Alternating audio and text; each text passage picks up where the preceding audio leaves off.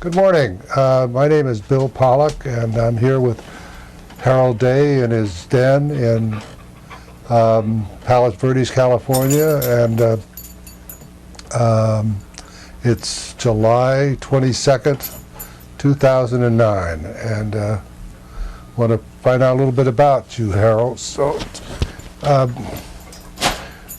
know you were in hot rods and all kinds of cars and airplanes. So why don't we start with cars? And how did you happen to get interested in cars? What was the first thing that got you? Well, my background starts with the fact that my father owned a repair shop, and I actually started working in the shop when I was like 10 years old. What did you do? Gopher? In those days, we called it greasing the cars. Oh, okay. I was, of course, not very big, and the cars were pretty high off the ground, and I could climb under or slide under them on a creeper without even jacking them up. So wow. I got to lubricate, what we call now, but in those days it was a grease gun, so I greased the cars, and of course learned the trade slowly. And like all kids that age, we became hot rodders. I started out. Now, where was this? Where was the shop? The shop was at First and Atlantic in Long Beach. Okay. We lived in what was then Hines. This is now Paramount. And Pop ran that shop for, of course, years, and my brother and I both hung around in it. I admire more than my brother, but we always wanted to make cars go a little faster. And in 1939, I bought a 36 Ford. And about that time, I found in a dealership what we found out later was a Mercury engine. The factory had given it to this dealership to put in a truck, and it had failed in this truck, and they had it sitting out back, and this friend of mine that worked in that delership said, "You ought to take a look at that Ford engine." I found out from the fellow that worked there, they didn't have a clue as to what this was. And I looked at it. It's got a bigger bore and a longer stroke than a Ford. So why shouldn't I have that? So I went by there, and at the time I was driving a 29 Buick Coupe with a rumble seat. And don't ask me how, but I got that long block in that rumble seat at night. You got, at night? Little midnight auto parts? And rebuilt it and put it in my 36 Ford. And this was before Mercuries were even being sold. We didn't find out until I'd sent it in to get some repair work done what it actually was. But anyway, to make a short story long, I knew Pete Bertrand at the time, and I got a camshaft for it, and a Edelbrock manifold, and a few other things, and it wasn't too long before I was the terror of that area with this 36 Ford with a Mercury engine. And the war came along, of course, and I ran at the Dry Lakes and set a record for coupes at that time, which was almost 106 miles an hour. And it held all during the war because the Ford just sat in my dad's garage all this time while I was gone, because I had joined the Navy and then went from there into the Marine Corps. But because of this 36 Ford and the fact that I used to race roadsters and would was faster than the guys would tow the roadsters down to the service station where I worked to race me, and I rarely was beat in those days. And of course, then I had a reputation of having a fast car, and the fact that I did have a fast car carried over, of course, when I came home in the Marine Corps, from the Marine Corps. But my brother was airborne, and he got wounded, and he was already home when I got out in 1946. And so he was into hot rodding. He had a roadster that he had bought from Bert Lettner. You may recall him. Mm-hmm. He had a body shop, and he had this neat little roadster. And Chuck had this roadster going, and it was, I think he had some kind of a record going. And so I had sold my coupe, and so I thought, well, if I'm going to have a record, I'm going to have to build one. You know, I don't want to continue to run a coupe. I want to run the fastest thing that they have. So I started building a what was then a 27 Model T chassis and frame and so on. And I built that with the idea of running in C class, which was then the fastest class. The D class was a class that had bigger engines, but they weren't as fast as the C class, because the C class guys all ran Mercury engines. And so I started building this car, and as it turned out, it was a pretty fast little car. The first time we ran it was ran 125, and that was well below the record. The record at that time was like 139 in that class. And I said to somebody one day, I said, you know, 125 was the slowest I ran that day, because the wind came up and everybody quit running, but it looked like I could run maybe 135 or so. And turns out that we went back up not too long after that, and I had made some changes. And I said to my brother, I said, you know, according to my TAC, I'm running right on the record. Right. He said, no kidding. And I said, yeah. And I said, but I says, I don't have any evidence of any detonation at all. And he says, well, advance the timing some more. So I said, okay. Well, I advanced it all the way. And went out and made a trial run. And it turned out I ran 139.43, and the record was 139.08 or something. And so that qualified me to run for a record. And Paul Schieffer had run 139.10 or 14 or something an hour before, and then backed it up. And so he went home with the record 139.20 or something. And it was almost dark, and I said to my brother, I said, you know, I'm running 139 something with the wind, and running a record, I'll have to come back into the wind. I don't think I'll be able to break the record. And he says, well, maybe we can get a taller gear. Maybe we can get bigger tires. So they started snooping around. All my guys started snooping around, and they found a guy that would loan us tires that were 750 15s or 750 16s instead of the 700 that I had.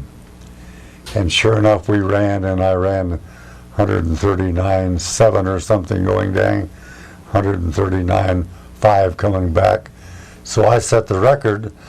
This was after Schieffer had already gone home with the record. I want to ask you, because we were talking about that on our way down here. I never ran a car in the lakes, but 125 or 30 or 30, almost 150 miles an hour, that's fast. And those are pretty primitive automobiles. And I wondered, what did they actually feel like? What was it, to go that fast? Was the steering? Did you do anything special in the steering and tires and tire balance and that kind of stuff? We were pretty careful about balancing everything, of course. Yeah. But we knew from past experience, from talking to different guys, that you better carry quite a lot of caster in the steering for driving up there, because The caster is what? that's the tilting back of the front wheels. Okay. Most of the stock cars in those days ran 0 to 1 to 2 degrees caster. At the dry lakes, why we came up with a number of 5 degrees, I don't know, but we did, and that's what we ran, and that seemed to help us. But of course, the dry lakes, it's a dirt, a loose dirt bed. Yeah. And you're sliding around all over the place all the time. Are you really? So you have to. It wasn't that as smooth as. No, it's not like Bonneville is now. No. It was dusty, and there was always a film on it. Yeah, and, I've been out there, but I've never driven fast on it. It was a little bit. You slid around quite a bit, so you were busy. But we had a lot of guys, of course, that would spin out, and people would lose control and get upside down and all that kind of stuff. Mm. They, Do you have safety belts in the car? yeah, being salt, of course, or a salt base, it was pretty hard on rust. You had to worry about rust preventative on the cars, and of course you had to worry about them breathing that dirt. Sure. But it was exciting, and that's why we did it, Yeah. And there was always a few guys that would get upside down and get hurt or killed, and you were always aware of that, and of course that's why we did it. But Did you have? I know you didn't have roll bars. No. But did you have safety belts? Yeah, we had a safety belt that didn't mean anything. Not really. No. Like the first time we started using, Yeah. to just put the ends of the belt under the seat track. Yeah, he'd always hook the belt up at the starting line. But like I told everybody, I said, look, if I get upside down, I don't want anything to do with that car. Crazy. But Well, so then, did you get involved in sports cars at all? I think you did, didn't you? Yeah, I was raced against you I know. with Stropp's Curtis not too long back. Then, That was a fast car. yeah, that was a nice little car. We built that car, let's see, when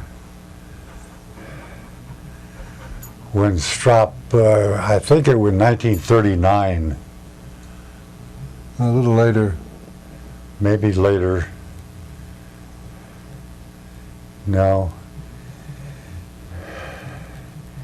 it would have been later. Yeah, because it had to be after I got out of the service by 7. Yeah, That was but in the mid-40s. yeah, we Or built 50s. my brother and I, John Holman, Vern Hool, and of course Stropp were all involved in that car when Stropp raced it in the 40s, I guess. Mm. But when I started racing sports cars with Chuck and the Scarab. Yeah, that's right. You were involved with Warren Olson and Yeah, Warren and Chuck and Warren and Lance, of course. We ran that Scarab. that's Reventlow, right? Yeah, Yeah. we raced that in 58 and 59. Yeah. And obviously it was a very successful car. It was Still a success. well ahead Still of its racing. time. Then, Yeah, Chuck did well in that car. yeah, well, Chuck would win the races. Yeah, Is that the Scarab? they built 3 cars. Yeah. The 2 of them were left-hand drive, and the original car was a regular left-hand drive. That was Lance's car, and the other 2 were both right-hand drive. Oh. One of the right-hand drive cars was Offie powered, and the other 2 cars were both Chevy powered. Chevys. And And you guys built the engines? well, Chuck really built the first engines for them. We maintained them. I was crew chief on Lance's car, and Chuck was driver and chief on his car. The other car was the Offie, and it was probably 60 to 70 horsepower less than the Chevrolets. So it really wasn't competitive.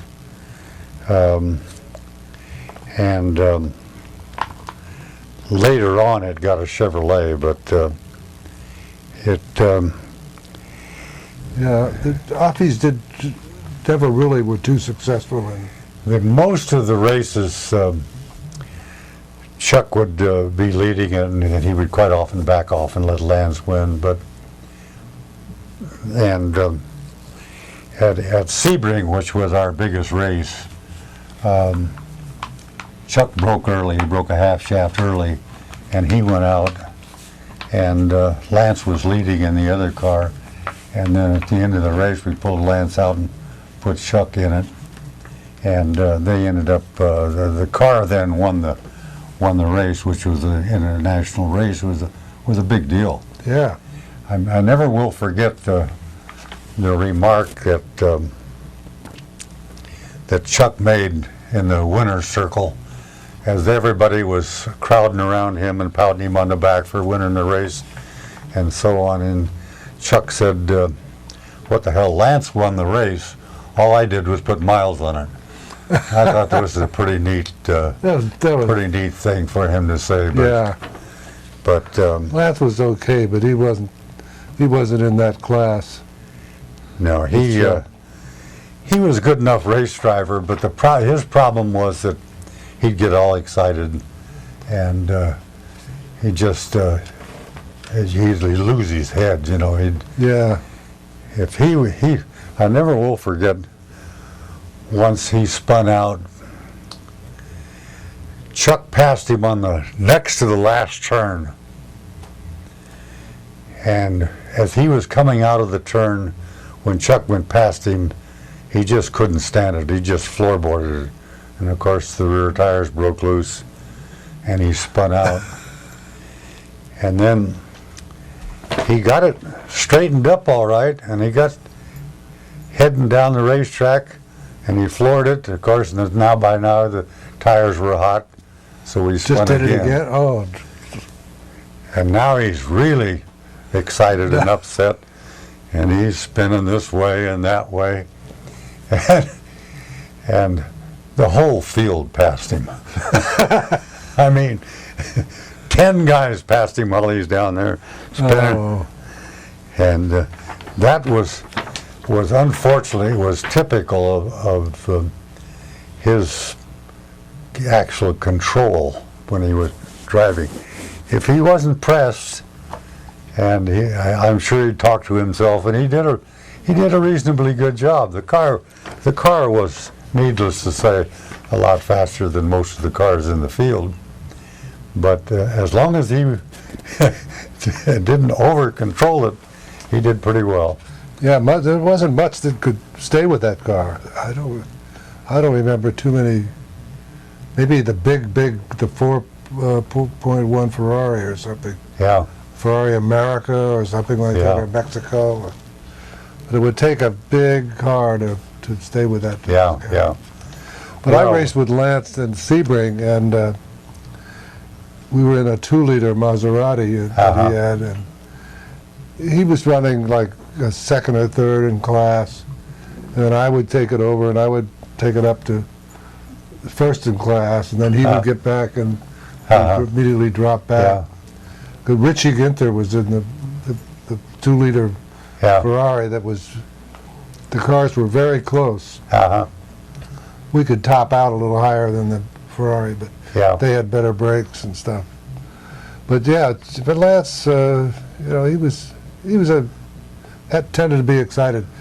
That's why I was, always wondered about flying airplanes. Yeah, he was the same. I flew their airplane for him too. By Did the you? way. Yeah. He was pretty much the same way in the airplane. He would make a good co-pilot, but man, you get him on the left side and something should come up. I know, flying into New York one time, the moon was just coming up on the horizon, and it was like a sun. And Lance was in the left side, Warren was in the right side, and I was trying to sleep in the back. But all of a sudden I heard both of them yell, "My God, it's a flying saucer!" And I looked up. And I saw the moon, and it was strange looking. I mean, it was big, and it was right on the horizon, and it was bright as it could be. And I looked at it, and I thought, Lance had, in the meantime, had the damn airplane up on a wing, and I tapped him on the shoulder. I said, "Hey, that's the moon." "Oh, okay." That's two wonderful. Of them finally calmed down. But the real race that the Scarab had was the original Grand Prix at Riverside when Chuck and Phil Hill were going at it. That was I never forget Phil Hill after the race. He says, I like a little competitive driving, but Jesus Christ. Was that the first times Grand Prix? Yeah, that was. Yeah, I was in that race. That was a hell of a go. Yeah, I was driving a Lister in that race. Yeah, that Lister. Let's see, there was Lister Jags, and a lot of Listers had Chevrolets. This one was a Chevy. This was a Dean Van Line special. Oh yeah, I remember and that car. It had a Bruce Crower engine in it that ate a valve about almost 2/3 of the way through the race. The engine just seized at about 150 or 60 miles an hour. Yeah. Going down the straightaway. Yeah. And I couldn't figure out what all of a sudden it feels like it's skating because the rear wheels are stopped. Yeah.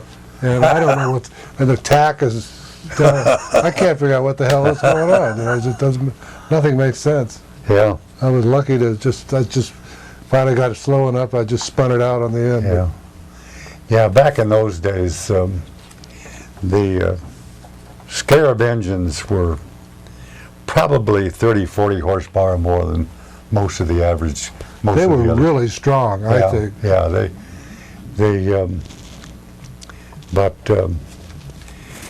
That race was typical of the Scarab versus the Ferraris. Yeah. I never will forget one starting line one day. I think John von Neumann was driving a 4.1 Ferrari. And I think they were the second fastest, and Chuck was sitting on the pole.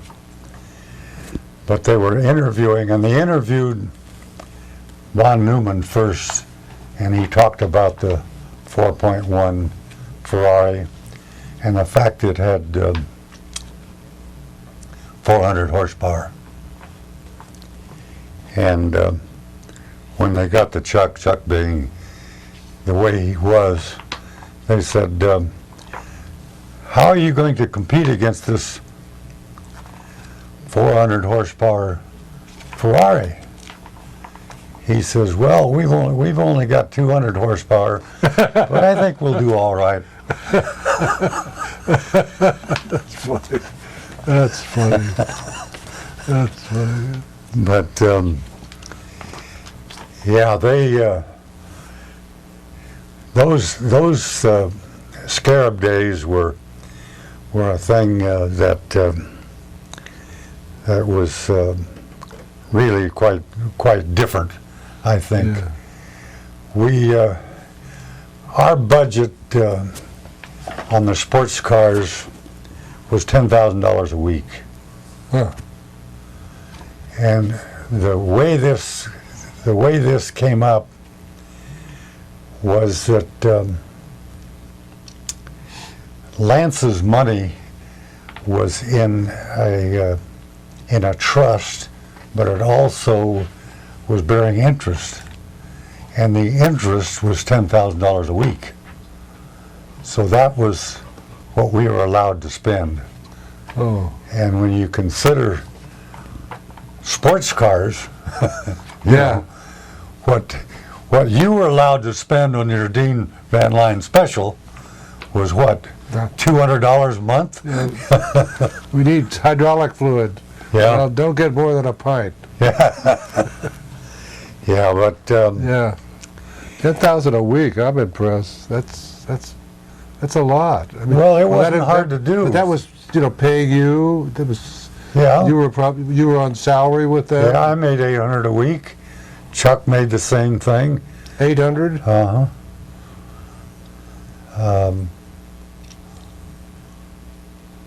That's no 800 a month. Not A month, week. okay. No, not a month, not a week. But Chuck and Warren made the same thing. Troutman and Barnes both were probably 600, 700, 800 a week, a month. There was a lot of people on the payroll. Simone Olson. During that time, we hired Phil Remington, Yeah. and of course he wasn't necessarily a high-paid guy, but he certainly was a class act. Man, that guy was Chuck would say, he would make sketches of things that he was going to do were better than most guys' blueprints. He was absolutely an artist. He made a fuel tank for me once. I rebuilt a car for a guy back in New York that the fuel tank was a mess. And it was the car that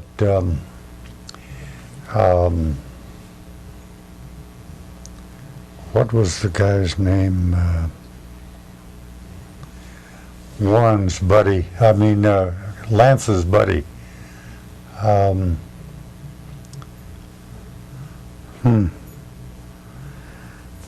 Anyway, he'd wrecked this car at Pomona. Got upside down, nearly killed himself. Bruce Kessler. Oh, okay.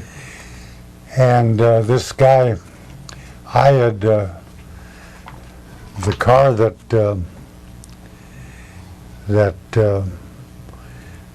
I had tuned up for them.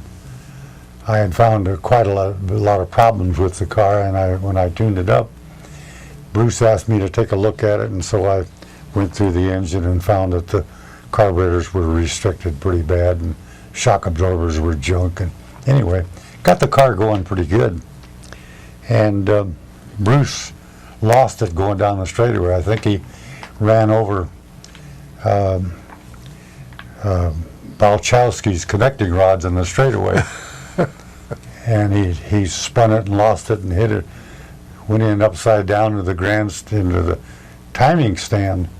And I thought sure he was dead, but he wasn't. He got out of it. But anyway, the guy asked me to rebuild this car for him because he was from New York. And if he left it out here, I'd rebuild it for him, and I did. And one of the things that I had to make was a fuel tank. And the fuel tank, I wanted to make a big one, and it had to fit. The shock absorbers came right down alongside of it, which meant that the tank had to be built around the shock absorbers. And then there was something else up in the frame up here that had to have a dip in the tank. And then down below, it had to have a raise for the rear end. And this thing had more angles than you can imagine. And so I called up Phil and I says, can you build me a tank? And I said, I'd like to get 40 gallons in that thing. And he come over and looked at it and he says, yeah, he says, I can make 40 gallons in there all right, but he says, it's going to be a mess. I says, what do you mean? He says, well, I've got all these angles. And he says, it's going to take a lot of work. I says, well, I don't know, what will something like that cost? And he gave me a price which was about half of what I thought it would be. But he came over and did a lot of measuring. And about 10 days later, he called me up and he says, are you going to be over to the shop tonight? And I says, I can be. What do you got going? And he says, well, I want to fit the tank. Oh, Lord. I says, fit it? You don't have it built, do you? And he says, oh, yeah. He says, I think I got it built. And he came over and put that tank, and he put it in there, and I had to use felt 1/4 inch thick in 4 different places that tank would come that close to fitting everything. Wow. And it held 41 gallons. Yeah, I've heard a lot of But Phil Remington stories. He was just an artist. But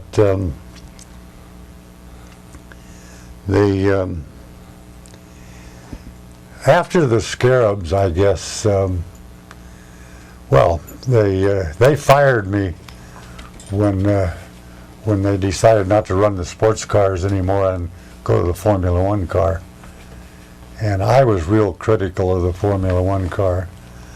I said, first of all, it shouldn't be a front engine car, and they just I didn't like the idea of the desmodromic engine. That was really pretty exotic.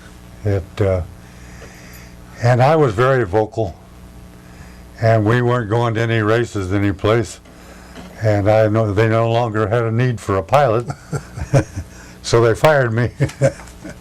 But anyway, I went to work then for Jimmy Bryan on his big car and his stock car, and I did that for a while, and then at home I had 5 sons. The youngest at that time was 5, I think, and the oldest was 10. And we had a little league coming up. You had the whole team. And one of the things that made me decide to be very vocal about the Formula One car was that Lance says, well, you know, we're going to have to relocate. And I said, what do you mean? He says, we're going to have to spend at least 6 months of the year in Europe racing the Formula One. And I came home and mentioned that fact to my wife, and she says, well, you go to Europe all right, but when you come home you'll have a divorce. So I decided, well, maybe getting fired wasn't that bad after all. So it turns out I got a job with Atlantic Richfield Research, and I spent 10 years with them. That's a incredible story, and we really thank you very much. Well, listen.